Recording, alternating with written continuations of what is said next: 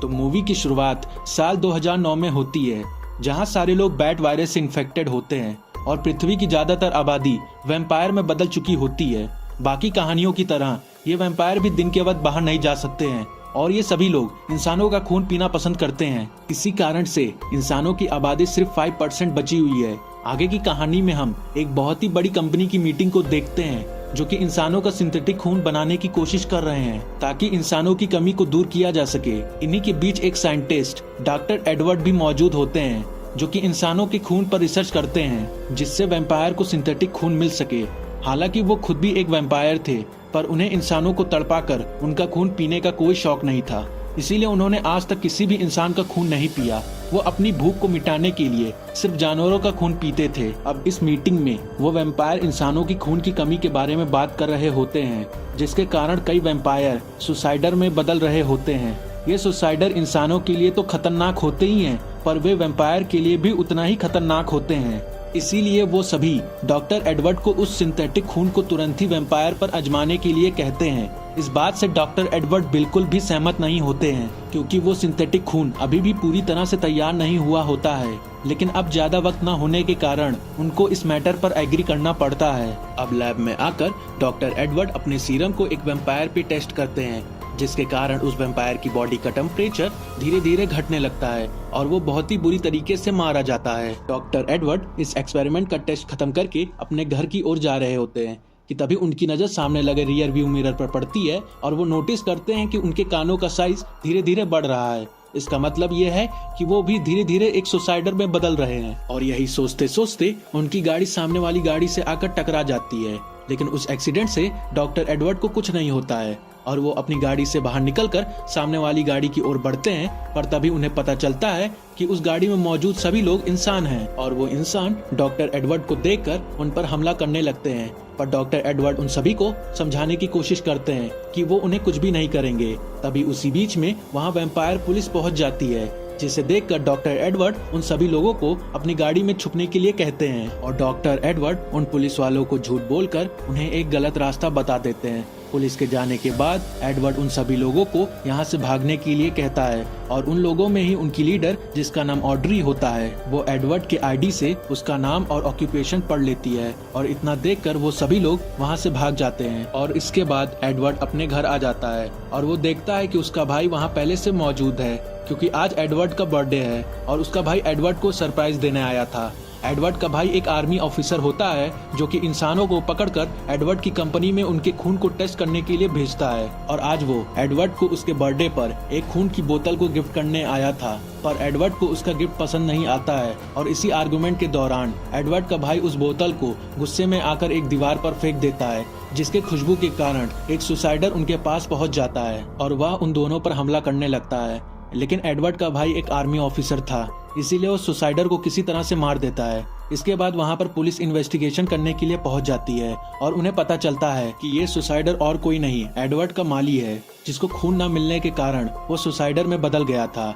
अब जब ये सब मामला खत्म हो जाता है और सभी लोग वहाँ से चले जाते हैं, तभी इसी दौरान वहाँ ऑड्री पहुँच जाती है, जो कि वही लड़की होती है जिसकी गाड़ी एडवर्ड की गाड़ी से टकरा गई थी। वह एडवर्ड को अगले दिन एक जगह पर मिलने के लिए कहती है और इतना कहकर वो वहाँ से तुरंत निकल जाती है। अब अगले दिन एडवर्ड अपने बॉस से मिलने जाता है, जो कि एडवर्ड को बताते हैं कि अब हमें कोई भी सिंथेटिक खून बनाने की जरूरत नहीं है, क्योंकि अब इंसानों के खून के लिए अमीर लोग बहुत पैसा देने के लिए तैयार हैं। इसीलिए अब वो अपनी रिसर्च को बंद कर सकता है। और ये सुनकर एडवर्ड बिल्कुल भी खुश नहीं होता, क्योंकि वो इंसानों को शिकार होने से बचाना चाहता था। इसीलिए इस प्रॉब्लम को सॉल्व करने के लिए वो ऑड्री से उसकी बताई हुई जगह पर मिलने चला जाता है। वहाँ पहुँचने पर ऑड्री उसे एक आदमी से मिलाती है जिसका नाम एल्विश होता है। ऑड्री उसे बताती है कि ये पहले वैम्पायर थे, लेकिन अब ये एक वैम्पायर से इंसान में बदल चुके हैं। एल्विश को कोई ऐसा फॉर्मूला पता चल चुका है जो कि वैम्पायर को इंसान में बदल सकता है। ये लोग आपस में डिस्कस कर ही रहे होते हैं कि तभी एडवर्ड का भाई उन दोनों को गन पॉइंट पे ले लेता है। उस रात को जब ऑड्री डॉक्टर एडवर्ड को मिलने उनके घर गई थी, तब एडवर्ड का भाई उन दोनों की बातें चुपके से सुन लिया था। वो एडवर्ड का पीछा करके उन इंसानों को पकड़ना चाहता था। फिर हम देखते हैं वहाँ पर एक मिलिट्री की गाड़ी आ रही होती है।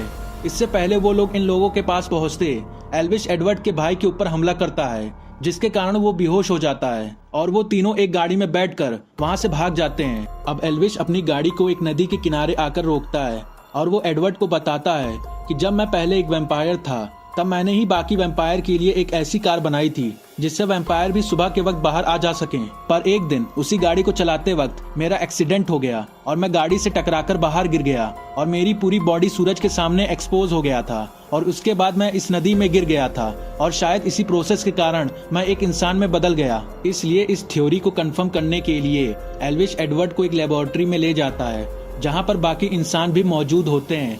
वहाँ एडवर्ड एल्विश के खून की जांच करता है जिससे उसे पता चलता है कि एल्विश के सूरज में एक्सपोज होने के कारण उसके खून से पूरी तरह से वैम्पायर वायरस मिट गया था।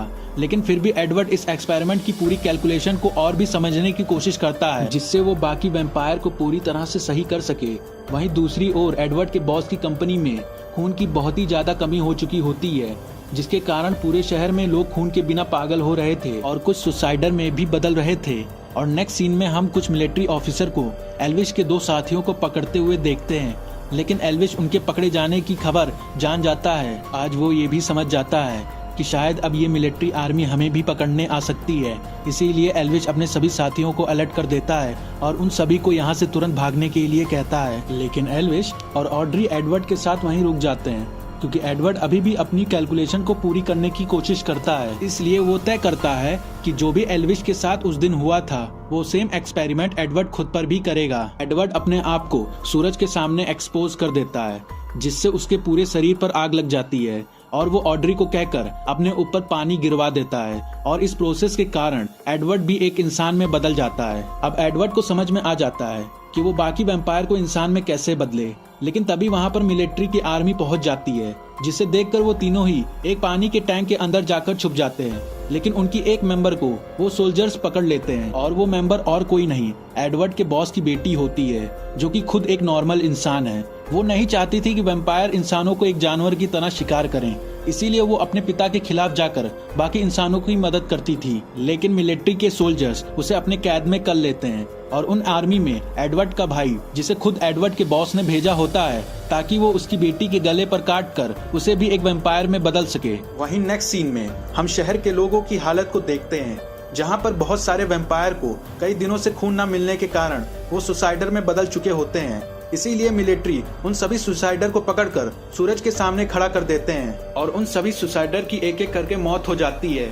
लेकिन उन्हीं सुसाइडर में एडवर्ड के भाई की बेटी भी मौजूद होती है जिसकी मौत को देखकर एडवर्ड का भाई बहुत ही दुखी हो जाता है और कई हद तक वो अपनी बेटी की मौत का जिम्मेदार खुद को ही समझता है। वहीं दूसरी ओर एडवर्ड अब सारे वैम्पायर को इंसान बनाने के बारे में सोच रहा था, इसीलिए वो ऑड्री और एल्विस के साथ अपने लैब पार्टनर से मिलने शहर चला जाता है जहां उसका लैब पार्टनर एडवर्ड को देखकर बहुत ही हैरान हो जाता है। उसे यकीन ही नहीं हो पाता कि अब एडवर्ड नॉर्मल इंसान में बदल चुका है। वो आपस में बात कर ही रहे होते हैं कि तभी वहां पर मिलिट्री पहुंच जाती है और उस मिलिट्री को बुलाने वाला और कोई नहीं एडवर्ड का लैब पार्टनर ही होता है, क्योंकि उसने अब सिंथेटिक खून को पूरी तरह से बनाने का तरीका ढूंढ लिया था और वो नहीं चाहता था कि उसका क्रेडिट और किसी को मिले।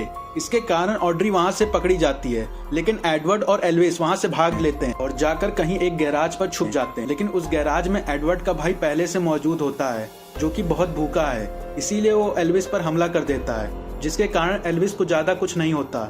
लेकिन एडवर्ड का भाई अब खुद एक इंसान में बदल जाता है जिसे देखकर एडवर्ड समझ जाता है कि जो भी वैम्पायर इंसान में बदल चुके हैं उनके खून में ही वो दवा है जिससे वो बाकी वैम्पायर को भी सही कर सकते हैं। इसीलिए वो तुरंत ही वहाँ से निकलकर अपने बॉस से मिलने चला जाता है और वो उनसे कहता है कि उसका इंसान में बदलना उसकी अब तक की सबसे बड़ी गलती है, इसीलिए मैं चाहता हूँ कि आप मुझे वापस से एक वैम्पायर में बदल दें। इसे सुनकर उसका बॉस भी इस बात से एग्री करता है और वो उसके गले पर अपने दांतों से काट लेता है जिसके कारण एडवर्ड का बॉस खुद एक नॉर्मल इंसान में बदल जाता है। इसलिए चार्ल्स सामने लगे सिक्योरिटी अलार्म को बजा देता है जिसके कारण कुछ मिलिट्री सोल्जर्स चार्ल्स के केबिन की ओर भागते हैं और अंदर घुसने पर उन लोगों को चार्ल्स बंधा हुआ मिलता है। अब जो कि चार्ल्स एक नॉर्मल इंसान में बदल गया है तो बाकी सारे मिलिट्री सोल्जर्स चार्ल्स को देखकर अपनी भूख को कंट्रोल नहीं कर पाते हैं और उसे काट कर उसका खून पीने लगते हैं। वहीं एडवर्ड ऑड्री को छुड़ाकर वहां से निकल रहा होता है, लेकिन तभी वहां पर बाकी बचे हुए सोल्जर्स उसे रोकने आ जाते हैं।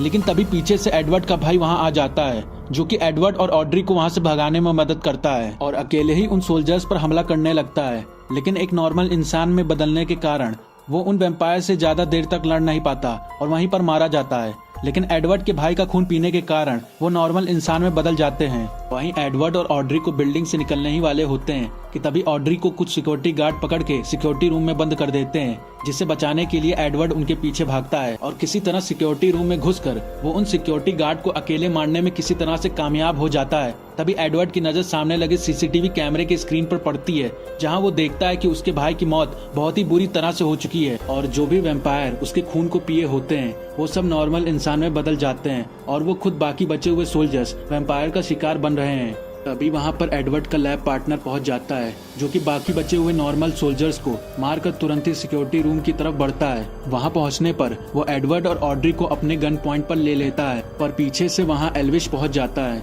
जो कि उसके सीने पर एक एरो को चला देता है और उसकी वहीं पर मौत हो जाती है। अब एडवर्ड, ऑड्री और एल्विश वहां से निकलकर बाकी बचे हुए वैम्पायर को क्योर करने के लिए एक नए सफर की ओर बढ़ते हैं।